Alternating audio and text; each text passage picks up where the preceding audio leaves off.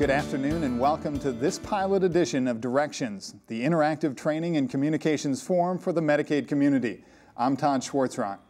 Today we'll be bringing you a prototype of our team's proposed interactive distance learning capabilities.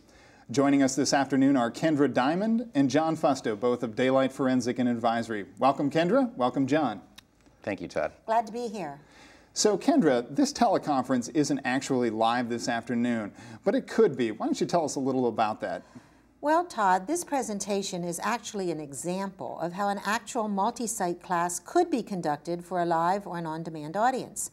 And regardless of where the participants are located, everybody will have the ability to personally engage with instructors by asking and responding to questions. In fact, in just a minute, our viewers will have a chance to answer a sample pharmacy prescription question using their one-touch keypad.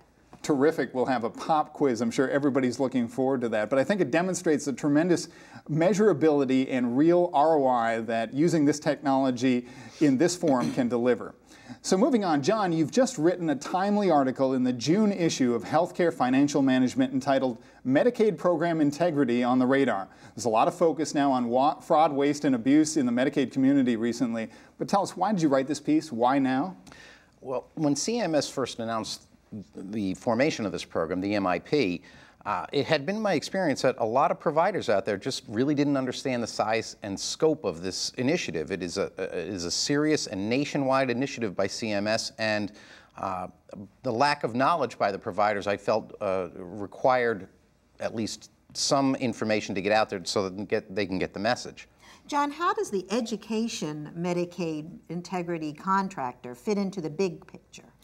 Well, the program itself is actually designed to do two things. The first is obviously to recoup monies that are lost due to fraud, waste, and abuse, but that's obviously already after the payment has gone out the door. The second is to prevent it from happening in the first place. And the best way to do that is through education of providers so that they have the opportunity or wherewithal to change if needed, their compliance program or their monitoring of their compliance program so that they can make the necessary adjustments to prevent it from happening in the first place. Excellent and informative article, John. Thanks so much. Thank you. So moving on, Kendra, a different topic. Earlier this spring, the Medicaid tamper-resistant prescription paper law went into effect. Why don't you tell us a little bit about that? I'd be happy to. As of April of this year, CMS now requires that a written prescription for Medicaid-covered outpatient drugs be on tamper-resistant paper. Currently, tamper-resistant paper must contain at least one of three characteristics. First, it must have one or more industry-recognized features designed to prevent unauthorized copying of a completed or blank prescription form.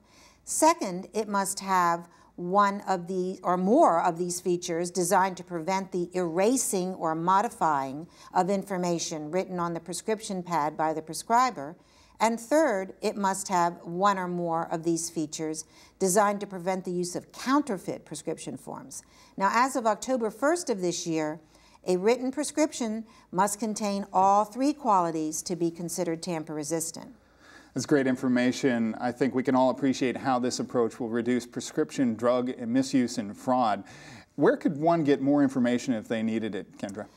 If you need more information, you can go to the CMS website, or you can go to your Medicaid state agency, or you can ask us a question.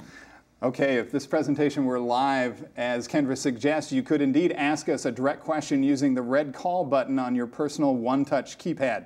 This interactive technology also gives us an opportunity to gauge how well you understand the new Medicaid prescription requirements Kendra just explained. Now let's take a look at our first question. As promised, it's a true or false question. To answer, select the appropriate button on the top row of your one-touch keypad. True or false?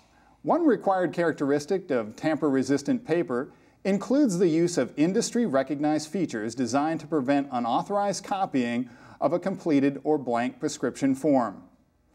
Okay, as we mentioned at the top of the show, if this were live, you'd have the opportunity to consider this question and provide us with your input. Kendra and John, thanks for taking the time to be with us today. Thank you very much. Thanks, Todd. And thanks also to the team at Daylight Forensic and Advisory, J. Zanis Consulting, and One Touch Communications.